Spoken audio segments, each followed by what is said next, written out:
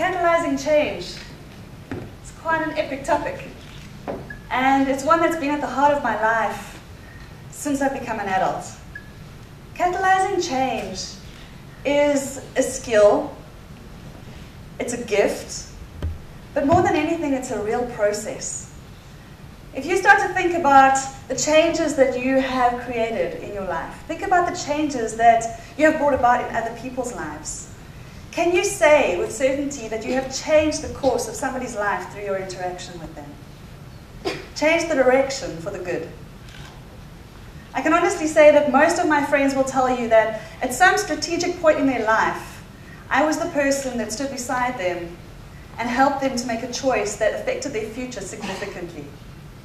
And thankfully, most of them are still my friends today, which means it was a good choice, right? I started off in corporate finance and strategy, and I had a lot to learn. And what I learned was the following. Most of you here are in business, you're going into business, you'll know what I'm talking about. But any high-functioning business, any high-functioning person has to operate on two levels. They have to operate on the here and now, what needs to happen today, right? But at the same time, they need to operate on a second level, a strategic level where they're thinking many steps ahead. It's kind of like a chess game, right?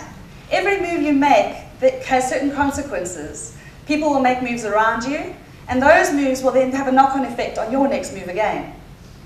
And trying to decide which move is going to take you to that winning point takes a lot of thought, a lot of careful planning, a lot of design.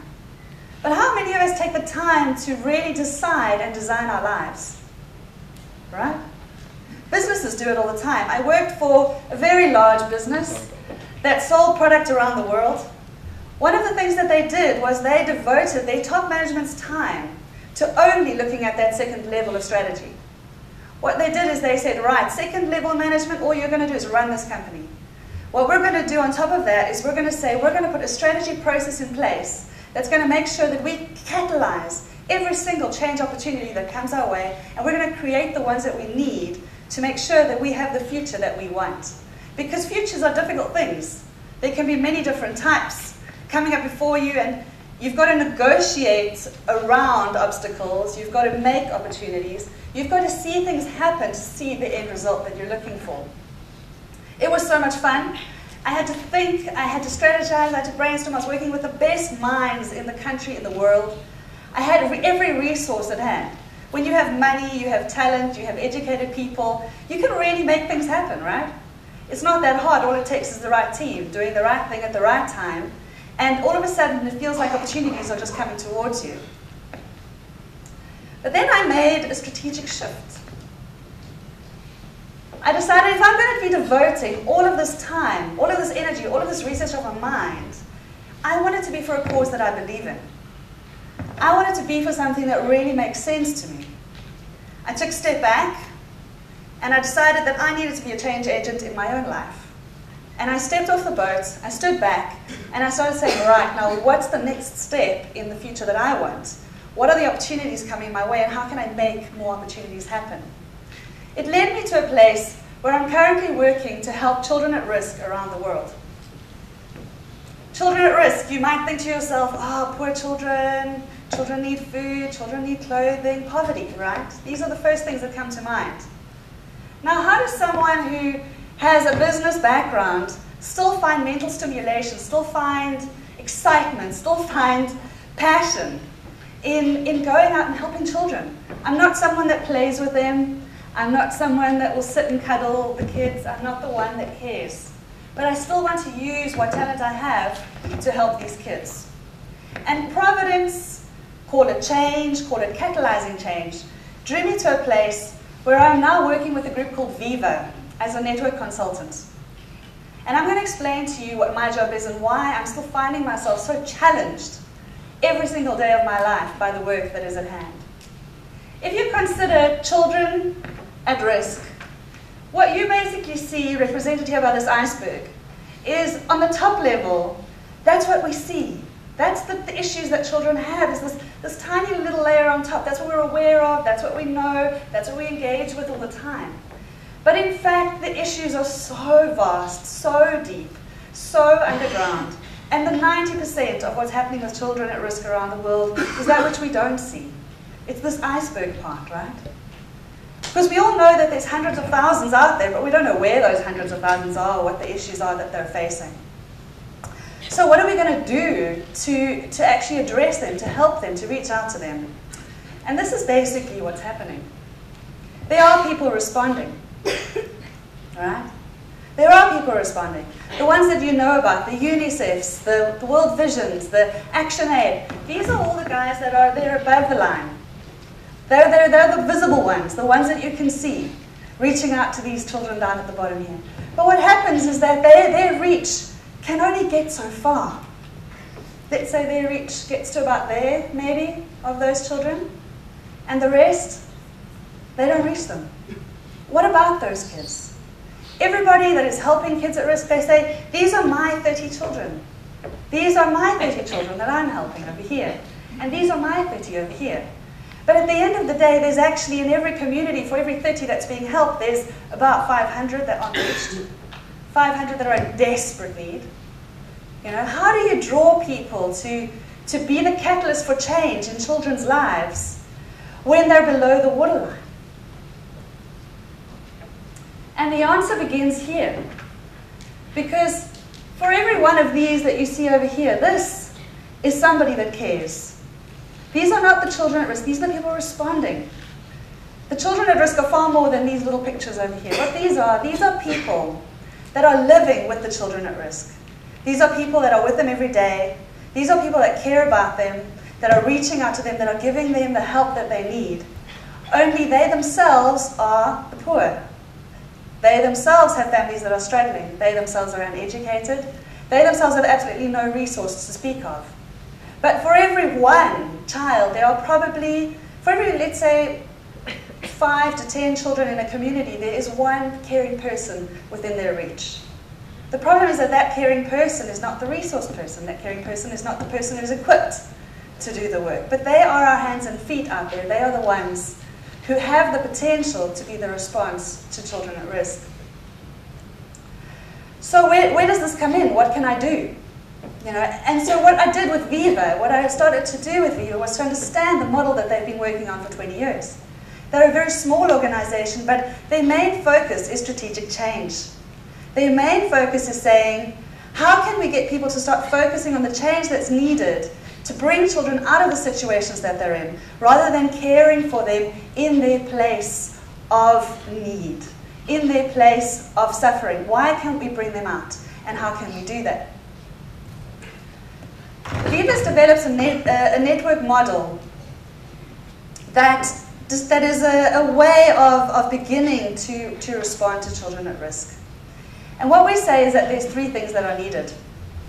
If you're gonna be someone who's going to help children respond to their needs, if you're going to be out there reaching out, it doesn't help that you do it alone.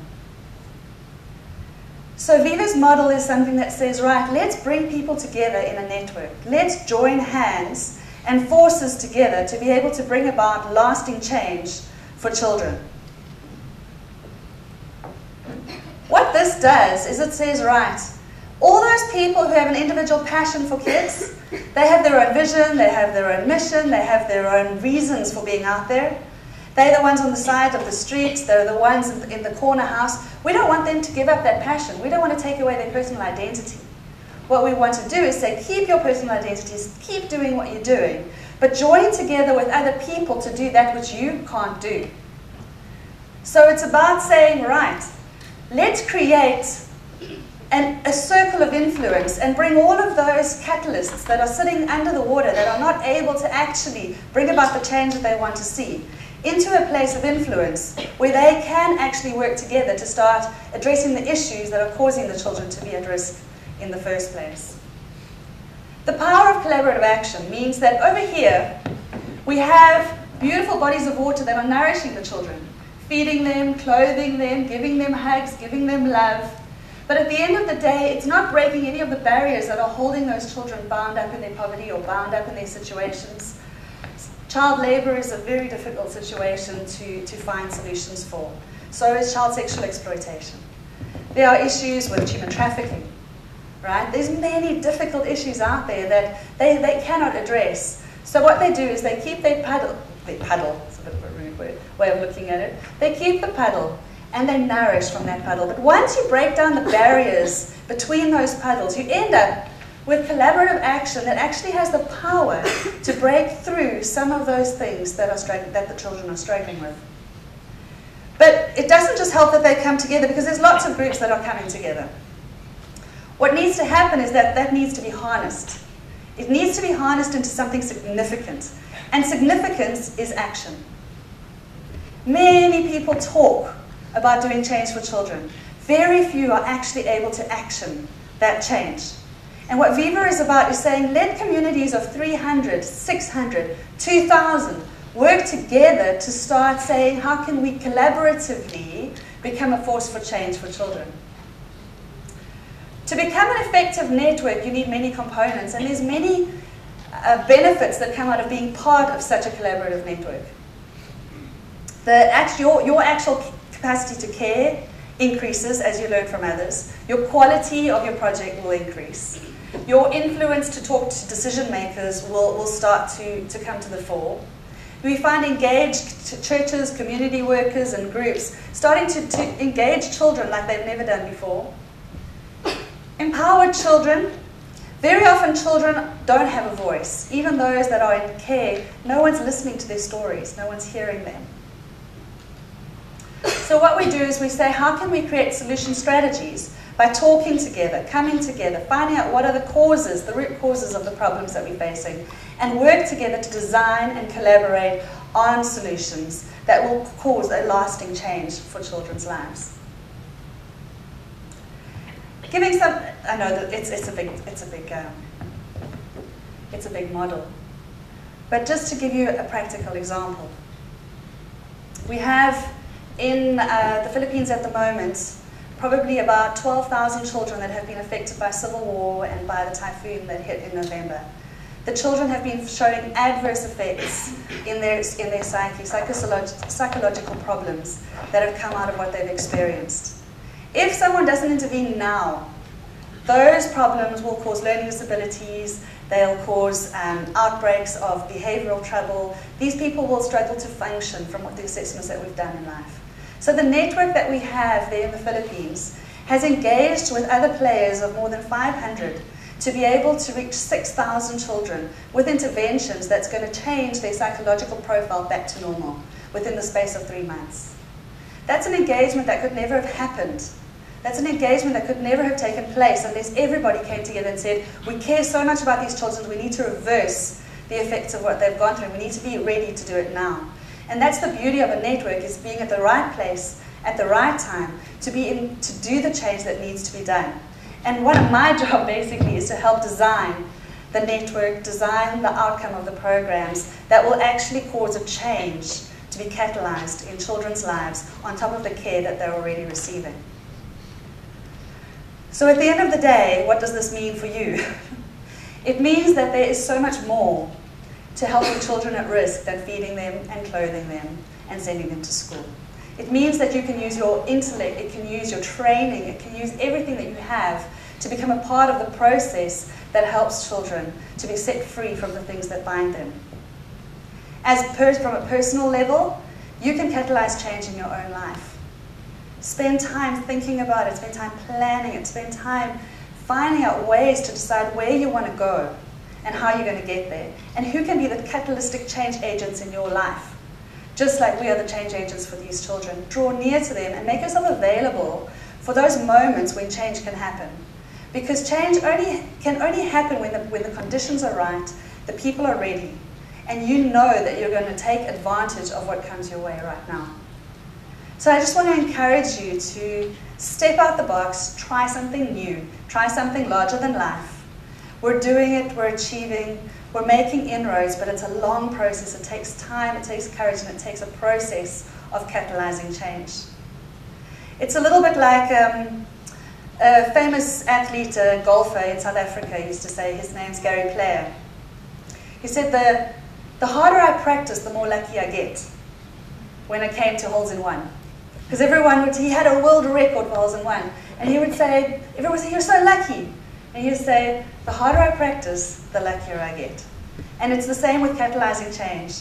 It takes effort, it takes planning, it takes hard work, but it's just so amazing when all of that comes together and you get those holes in one that would make such a significant difference in people's life, both individually, corporately, and as a group of thousands of children. Thank you so much for your time.